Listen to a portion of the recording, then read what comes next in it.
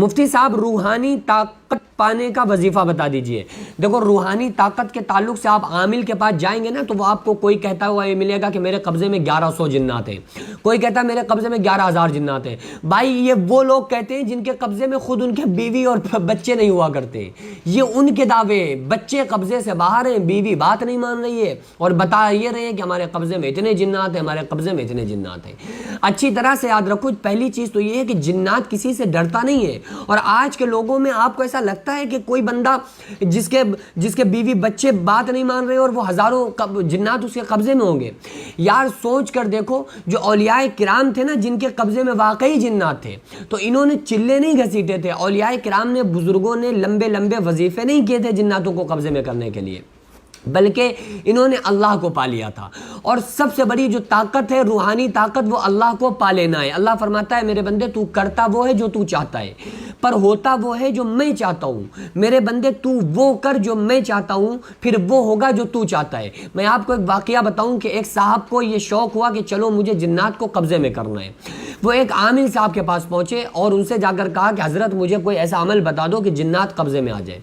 تو عامل صاحب نے کہا کہ تم اس کے اہل نہیں ہو، تم اس کے لائق ہی نہیں ہو۔ تو انہوں نے کہا نہیں آپ بتا دیجئے، میں اس کے لائق ہوں اور میں یہ جنات قبضے میں کر سکتا ہوں۔ تو انہوں نے کہا جاؤ فلاں چوراہے پر جا کر کھڑے ہو جاؤ، پورے دن جو بھی وہاں کام دیکھنا وہ آ کر مجھے شام کو بتانا کہ چوراہے پر کیا کیا ہوا۔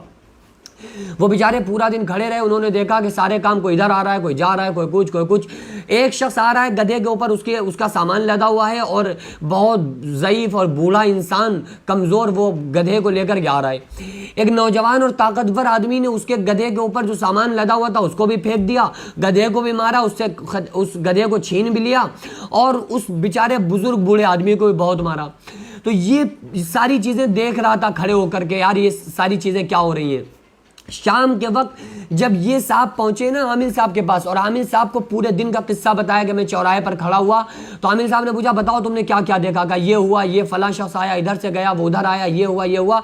آخر میں نے ایک ایسا معاملہ دیکھا کہ میں حیران ہو گیا۔ کہا کیا دیکھا؟ کہا کہ میں نے دیکھا کہ ایک بزرگ بیچارہ آ رہا ہے، گدھے کے اوپر اس کا سامان لدا ہوا ہے، ایک طاقتور آدمی نے اس سے گدھے کو چھین لیا، سامان کو گرا دیا، اس کو بہت مارا اور وہ بیچارے کے خون نکلنے لگا۔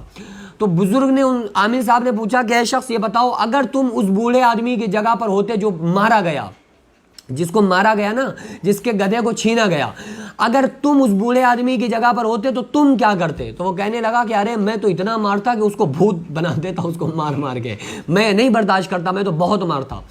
تو عامل صاحب کہنے لگے کہ وہ جو آ رہا تھا نا جسے مارا گیا بوڑھا آدمی، وہ میرا بھی استاد تھا، وہ جو تھا نا وہ میرا بھی استاد ہے۔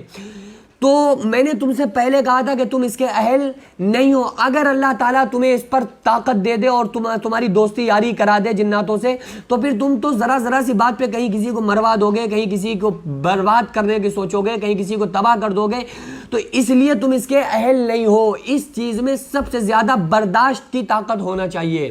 تم کہہ رہے ہو کہ میں مارتا، وہ ہمارا بھی استاد ہے جو بیچارہ برداشت کر کے سہ کے ظلم و ستم چلا رہا ہے۔ تو یاد رکھو کہ صبر، تحمل، برداشت کرنا سیکھو، اللہ تعالیٰ ساری کائنات کو آپ کا غلام بنا دے گا۔